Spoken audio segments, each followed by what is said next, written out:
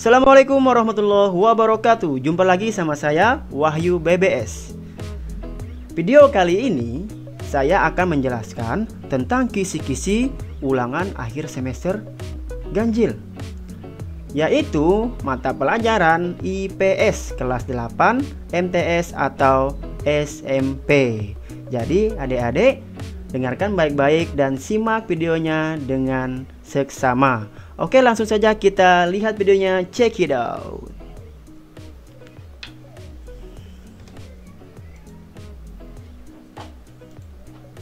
Oke, sebelumnya saya akan menjelaskan KD 3.1 ini untuk tujuan kita mempelajari ilmu pengetahuan sosial ini. Apa yang harus kita pelajari? Apa tujuan kita? Nah, di situ ada KD 3.1. Apa itu KD 3.1? Langsung saja. KD 3.1 yaitu menelaah perubahan keruangan dan interaksi antar ruang di Indonesia dan negara-negara ASEAN yang diakibatkan faktor alam dan manusia atau teknologi, ekonomi, pemanfaatan lahan dan politik, dan pengaruhnya terhadap keberlangsungan kehidupan ekonomi, sosial, budaya, dan politik.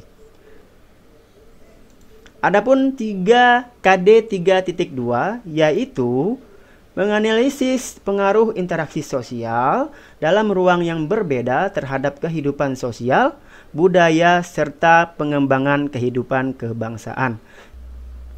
Jadi adik-adik, KD inilah yang harus kita pelajari dan harus kita baca benar-benar. Dan ini adalah soal yang berhubungan dengan KD yang harus kita pelajari. Contohnya yaitu, oke, kita masuk contoh soal yang pertama. Di sini ada soal peta. Jadi peta ini adalah peta buta, di mana peta ini menunjukkan petanya ASEAN, negara-negara ASEAN yang termasuk negara Asia Tenggara. Jadi pertanyaannya adalah, perhatikan peta berikut. Pertanyaannya, negara yang ditunjukkan oleh nomor 2 dan 6 adalah, ayo tebak. Negara apa yang ditunjukkan di nomor 2 dan 6? Ya, betul sekali. Yaitu adalah Filipina dan Thailand. Yuk kita bahas sama-sama. Kita masuk pembahasan. Nah, ini adalah petanya dan di sini adalah peta nomor 1. Nomor 1 itu ialah Brunei Darussalam atau negara Brunei Darussalam. Di nomor 2 itu adalah Filipina, negara Filipina. Dan yang ketiga, nggak mungkin kalian nggak tahu nih. Ini negara apa? Negara mana? Ayo. Iya, betul sekali. Negara kita sendiri yaitu Indonesia. Itu. Nomor 4. Ini apa ini 4? 4 ini itu adalah negara tetangga kita atau kita bilang disebutnya negara jiran ya, negara jiran atau negara tetangga, yaitu betul sekali Malaysia. Nomor 5 apa? Nomor 5, mana nomor 5? Nggak kelihatan di sini ya nomor 5. Oke. Oh, ini nomor 5 nih, Dek. Ini nomor 5 nih. Yang saya bulatin. Nomor 5 ini negara mana? Ada yang tahu? Iya, negara kecil tapi sudah negara maju loh, yang termasuk negara maju. Apa? Singapura. Betul sekali, Singapura. Dan yang keenam adalah nih, negara Thailand, betul. Dan 7 Vietnam.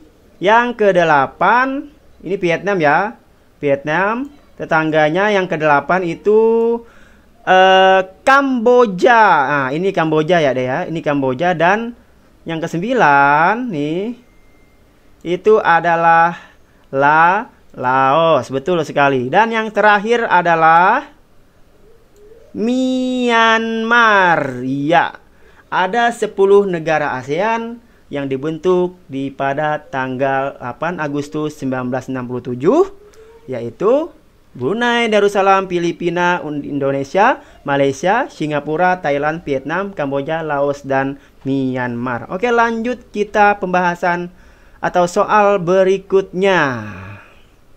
Ini adalah contoh soal nomor 2. Apa itu? Wah, ternyata bernegara Indonesia ya. Apa pertanyaannya? Dan di situ ada peta Indonesia. Perhatikan peta berikut. Letak geografis negara Indonesia di antara 2 benua dan 2 samudra. Apakah 2 benua dan 2 samudra tersebut? Ayo tebak. Ini pelajaran SD loh ya. Iya, betul sekali. Jawabannya adalah benua Asia dan benua Australia. Dan diapit oleh 2 samudra, yaitu Samudra Hindia dan Samudra Pasifik. Betul sekali. Oke, kita lihat pembahasannya. Nah, ini adalah pembahasannya. Jadi, apa itu letak geografis? Letak geografis itu adalah letak suatu wilayah dilihat dari kenyataannya di bumi dibanding atau posisi wilayah itu pada bola dunia. Jika dibandingkan dengan posisi wilayah lain, berdasarkan letak geografisnya, Kepulauan Indonesia terletak di antara benua Asia dan benua Australia, serta di antara Samudra Hindia dan Samudra Pasifik.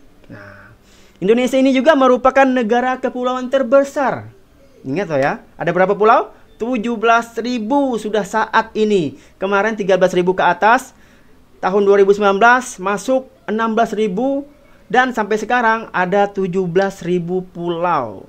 Ragam budaya, penampakan alam, pariwisatanya juga cukup membanggakan. Pokoknya tidak kalah dengan wisata-wisata pariwisata di luar sana ya. Di Indonesia aja kita sudah melihat view-view yang sangat indah di Indonesia. Jadi untuk itu, ayo kita sama-sama keliling Indonesia dulu, baru kita keluar ya. Kenali negara kita dulu, baru di luar ya. Dan berbagai suku bangsa juga menjadi kekayaan Indonesia. Itulah Indonesia. Bersatu, damai dan sejahtera. Jadi mau ya. Jadi mau kampanye kayaknya ya. Keragaman tersebut juga berkaitan dengan letak geografis Indonesia. Nah, jadi kekayaan alam kita, sumber daya alam, suku, bangsa ya, ataupun adat istiadat itu kita beragam ya, beragam budaya. Ya, itulah Indonesia, indahnya Indonesia. Oke, lanjut kita soal ketiga. Ya, soal ketiga yaitu perhatikan benar-benar. ASEAN. Apakah ada hubungannya ya? Tada. Pertanyaannya adalah kapan dan di mana organisasi ASEAN didirikan? Ada yang tahu? Ayo tebak, coba tebak. Kapan dan di mana organisasi ASEAN didirikan? Iya, betul sekali. Kapan? Tanggal 8 Agustus 1967. Nah, ini ada pilihan jawabannya, Dek. Ternyata ini adalah soal pilihan ganda. Apa jawabannya? 8 Agustus 1967 di Bangkok, Thailand. Benar sekali. Ini jawabannya ya. Jadi jawabannya itu adalah A. Jadi harus ingat nih. Kapan organisasi ASEAN didirikan? Itu 8 Agustus 1967. Dan di mana? Bangkok atau Thailand. Bangkok itu adalah ibu kota dari Thailand. Betul. Oke, lanjut kita pembahasannya. Setiap soal itu ada pembahasannya walaupun sedikit. Lihat pembahasannya. ASEAN atau dikenal dengan Association of Southeast Asian Nations atau Perhimpunan Bangsa-Bangsa Asia Tenggara adalah organisasi kawasan yang mewadahi kerjasama 10 negara di Asia Tenggara. ASEAN dibentuk tanggal 8 Agustus 1967 di Bangkok, Thailand oleh 5 negara pendiri, yaitu Indonesia, Malaysia, Filipina, Singapura, dan Thailand melalui penandatanganan Deklarasi Bangkok.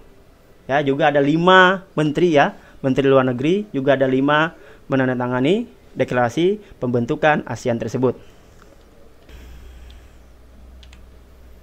Negara-negara anggota ASEAN berdasarkan tanggal menjadi anggota. Nah, ini adalah negara-negara ASEAN yang sudah masuk dalam anggota organisasi ASEAN tersebut, ya. Yang pasti itu ada 5 negara dulu yang masuk ya pada tanggal 8 Agustus 1967.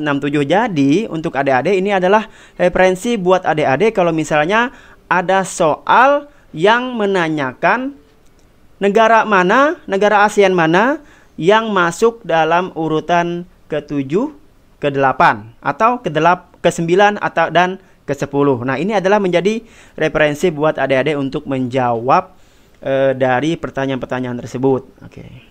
Langsung saja kita sebutkan negara-negara yang masuk ke anggota ataupun organisasi ASEAN tersebut.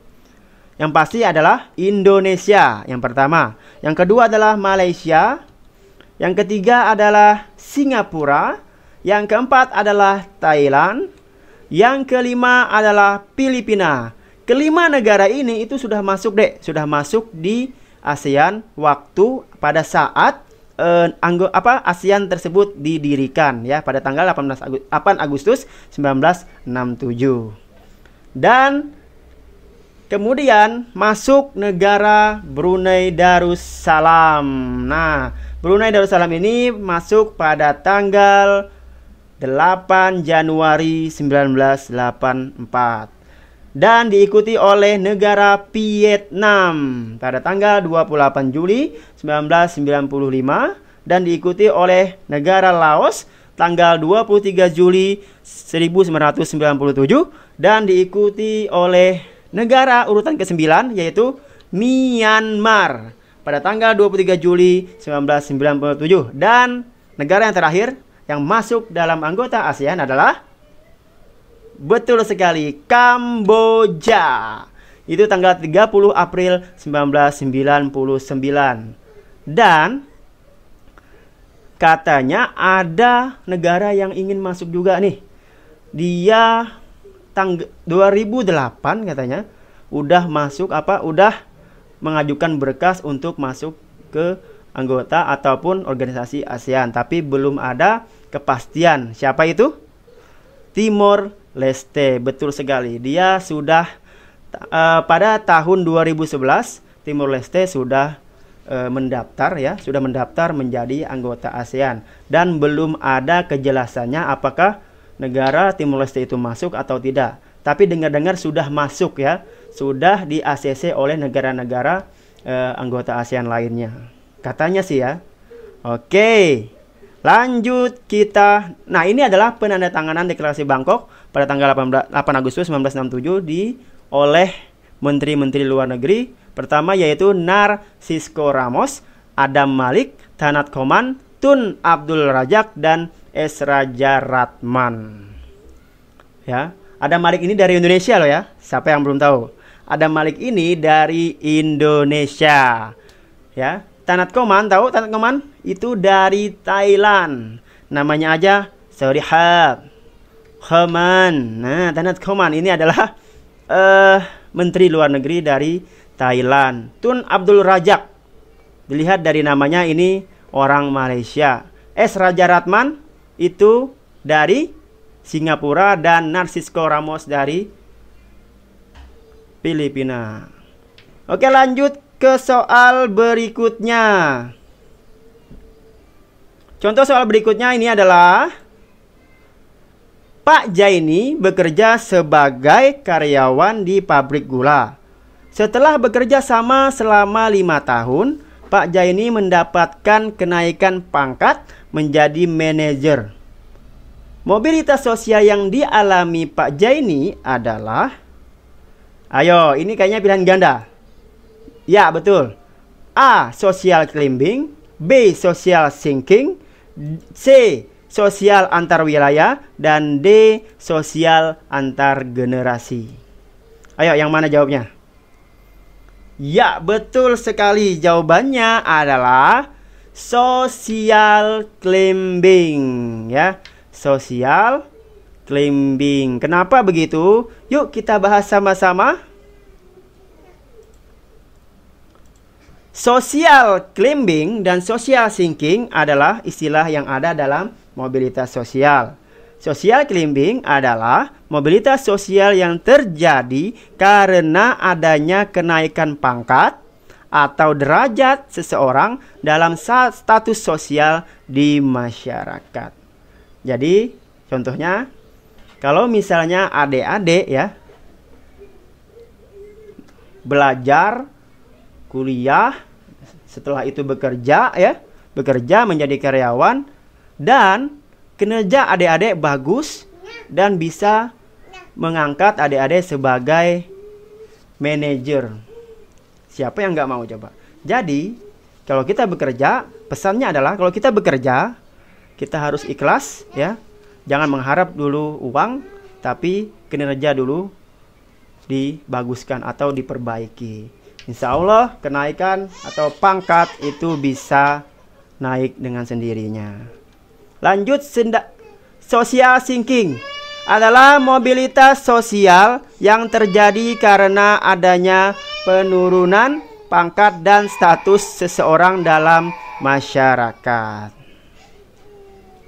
Nah, ini adalah social sinking, kebalikan dari social climbing. Ya, social climbing. Jadi kalau social climbing itu naik ya, tapi kalau social sinking itu turun, meroket turun ya.